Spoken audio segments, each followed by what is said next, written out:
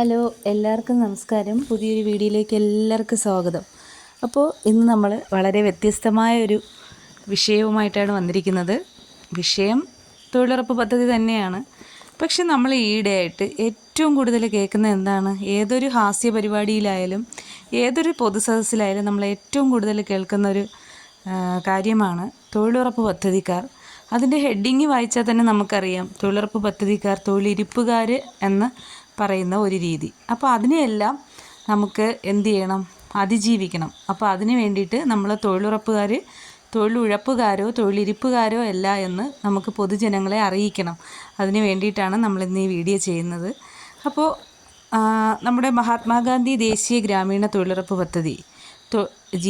പദ്ധതി ജീവനക്കാർ തൊഴിലുറപ്പുകാരാണോ തൊഴിലിരിപ്പുകാരാണോ തൊഴിലുഴപ്പുകാരാണോ എന്നൊക്കെ ഈ വീഡിയോ കാണുമ്പോൾ എല്ലാവർക്കും മനസ്സിലാവും. അപ്പോൾ ഈയിടെയായി ഏറ്റവും പരിഹാസ കഥാപാത്രങ്ങളായി മാറിക്കൊണ്ടിരിക്കുന്ന നമ്മുടെ തൊഴിലുറപ്പ് പദ്ധതി തൊഴിലാളികൾ. എന്നാൽ ഞങ്ങൾ അത്തരക്കാരല്ല എന്ന് ആത്മാർത്ഥമായി തെളിയിച്ചിരിക്കുകയാണ് നമ്മുടെ ഈ തൊഴിലാളികൾ. കൃത്യമായ അളവുകളോടെ ശരിക്കും ശാസ്ത്രീയമായി തന്നെയാണിപ്പോൾ തൊഴിലുറപ്പ് പദ്ധതി മുന്നേറിക്കൊണ്ടിരിക്കുന്നത്. പണ്ടൊക്കെ ഇതൊരു തൊഴിൽ മാത്രമായിരുന്നെങ്കിൽ ഇപ്പോൾ ശരിക്കും ആസ്തി സൃഷ്ടിക്കൽ തന്നെയാണ്.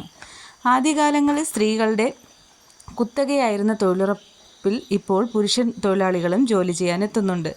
സാങ്കേതികമായി വളരെയേറെ പുരോഗമിച്ചെങ്കിലും NMMS സമ്പ്രദായം, അളവ് സമ്പ്രദായം ഇവയെല്ലാം മറികടന്ന് നല്ല രീതിയിൽ പ്രവർത്തനങ്ങൾ കാഴ്ചവെച്ച് വരികയാണ് നമ്മുടെ അമ്മമാരും സഹോദരിമാരും ഉൾപ്പെട്ട സംഘം. ഭൂമിയുടെ കാടെടുക്കൽ എന്ന അവസ്ഥ മാറി തട്ടുതിരിക്കൽ, ജൈവവേലി നിർമ്മാണം, കല്ലെടുക്കൽ, കുഴി നിർമ്മാണം, വിവിധതരം മണ്ണ് ജല സംരക്ഷണ പ്രവൃത്തികൾ, ബണ്ടുകളുടെ നിർമ്മാണം എന്നിവയും ഉൾപ്പെട്ട പ്രവൃത്തിയാണ് ഇപ്പോൾ തൊഴിലുറപ്പ് പദ്ധതി. അതുപോലെ വ്യക്തിഗത ആസ്തികളും സൃഷ്ടിക്കപ്പെടുന്നു. ആട്ടിൻകൂട്, കോഴിക്കൂട്, പശുത്തൊഴുത്ത്, അസോള ടാങ്ക്, ഗ്രാമീണ റോഡുകളുടെ നിർമ്മാണം, കോൺക്രീറ്റിംഗ്, കിണർ, ടോയ്ലറ്റ്, കിണർ റീചാർജിംഗ്, വൃക്ഷത്തൈകളുടെ ഉൽപ്പാദനവും നടീലും, കമ്പോസ്റ്റ് പിറ്റ്, സ്കൂൾ ടോയ്ലറ്റ്, ചുറ്റുമതിൽ, കമ്മ്യൂണിറ്റി കമ്പോസ്റ്റ് പിറ്റ്, കളിസ്ഥലം, ഡൈനിങ് ഹാൾ തുടങ്ങി വിവിധതരം പൊതു ആസ്തികളും സൃഷ്ടിക്കപ്പെടുന്നു. മുൻകാലങ്ങളിൽ അടുക്കളകളുടെ 4 ചുവരുകൾക്കുള്ളിൽ മറഞ്ഞിരുന്ന നമ്മുടെ അമ്മമാരും സഹോദരിമാരുമെല്ലാം തൊഴിലുറപ്പ് പദ്ധതി വന്ന് പതിറ്റാണ്ടുകൾ പിന്നിടുമ്പോൾ സ്വയം പര്യാപ്തത നേടിക്കഴിഞ്ഞു. ആരുടെ മുന്നിലും കൈനീട്ടാതെ, ആരുടെയും മുന്നിൽ തലകുനിക്കാതെ അഭിമാനത്തോടെ ജോലി ചെയ്ത് സമ്പാദിക്കുന്നതിനോടൊപ്പം മക്കളുടെ വിദ്യാഭ്യാസം, ദൈനംദിന ചെലവുകൾ, ചികിത്സാ ചെലവുകൾ, മറ്റ് വിനോദങ്ങൾ എന്നിവയ്ക്കായും പണം കണ്ടെത്താൻ ഇവർക്ക് കഴിയുന്നു.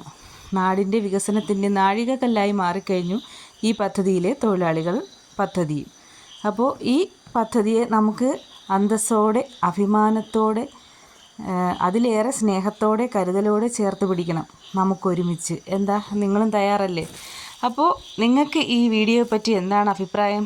നിങ്ങൾ ചെയ്യുന്ന തൊഴിലിനെ നിങ്ങൾ ആത്മാർത്ഥമായി സ്നേഹിക്കുന്നവരാണെങ്കിൽ ലൈക്ക് ചെയ്യുക. അതുപോലെ തന്നെ നിങ്ങളുടെ വിലയേറിയ അഭിപ്രായങ്ങൾ രേഖപ്പെടുത്തുക.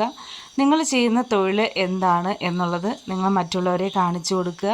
അതോടൊപ്പം തന്നെ നമ്മൾ വാങ്ങുന്ന കൂലിക്ക് അതിനുള്ള ജോലി നമ്മൾ കൃത്യമായി ചെയ്തിട്ട് തന്നെയാണ് തുക കൈപ്പറ്റുന്നതെന്ന് എല്ലാവരെയും അറിയിക്കുക. അപ്പോൾ അത് എല്ലാവരെയും അറിയിക്കുന്നതിന് വേണ്ടിയിട്ടാണ് ഞാൻ ഇങ്ങനെ ഒരു വീഡിയോ ചെയ്തത്. നമ്മൾ ഇതിൽ ജോലി ചെയ്യുന്നവരായാലും അല്ലെങ്കിൽ തൊഴിലുറപ്പ് പദ്ധതിയിൽ ജോലി ചെയ്യുന്ന തൊഴിലാളികളായാലും ഇതൊക്കെ കേൾക്കുമ്പോൾ കുറേയേറെ സങ്കടത്തിലാണ്. അപ്പോൾ അതെല്ലാം ഒന്ന് മാറ്റുന്നതിന് വേണ്ടിയിട്ട് ചെയ്യാമെന്ന് കരുതിയതാണ് ഈ വീഡിയോ. അപ്പോൾ ഇപ്പോൾ നമുക്കറിയാം, നമ്മൾ നന്നായിട്ട് ജോലി ചെയ്തിട്ട്, മുൻകാലങ്ങളിൽ ജോലി ചെയ്തിട്ടില്ല എന്നല്ല, എങ്കിലും നമ്മളിപ്പോൾ അതിനേക്കാൾ കൂടുതൽ വർക്കുകൾ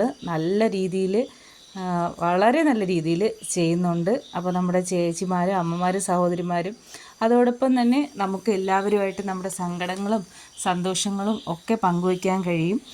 നുണ മാത്രമല്ല നമ്മൾ പങ്കുവയ്ക്കുന്നത്, നമ്മുടെ സന്തോഷങ്ങളും സങ്കടങ്ങളും എല്ലാം പങ്കുവയ്ക്കുന്നുണ്ട്. അതിനെ നുണയായി വ്യാഖ്യാനിക്കപ്പെടുന്നതാണ്. അപ്പോൾ അവരൊരു രസത്തിന് ചെയ്യുന്നതായിരിക്കാം. പക്ഷേ ഇതിൽ ഈ പദ്ധതിയെ ദുർവിനിയോഗം ചെയ്യുന്നവരും ഉണ്ടാവാം. എങ്കിലും നമുക്ക് കൂടുതൽ പേര്, ഒരു 80% പേര് ഈ പദ്ധതിയെ നല്ല രീതിയിൽ ഉപയോഗപ്പെടുത്തുന്നവരാണ്. അതുപോലെ തന്നെ നമ്മുടെ ഗുണഭോക്താക്കളായ ഭൂവുടമകൾ, അവർക്ക് വളരെയേറെ പ്രയോജനം ചെയ്യുന്നതാണ്. സാധാരണക്കാരായ നമ്മുടെ ചെറുകിട നാമമാത്ര കർഷകരും അതുപോലെ താഴ്ന്ന വിഭാഗത്തിൽപ്പെട്ടിട്ടുള്ള, സാമ്പത്തികമായി പിന്നോക്കം നിൽക്കുന്ന വിഭാഗത്തിൽപ്പെട്ടിട്ടുള്ളവരാണ് ഞാൻ ഉദ്ദേശിച്ചത്. അപ്പോൾ അത്തരത്തിലുള്ള ആൾക്കാർക്ക് ഇത്രയും തുക മുടക്കി അവരുടെ ഭൂമിയിൽ ഇത്തരം പ്രവർത്തികൾ ചെയ്യുന്നതിന് തടസ്സങ്ങളും ബുദ്ധിമുട്ടുകളും ഉണ്ട്.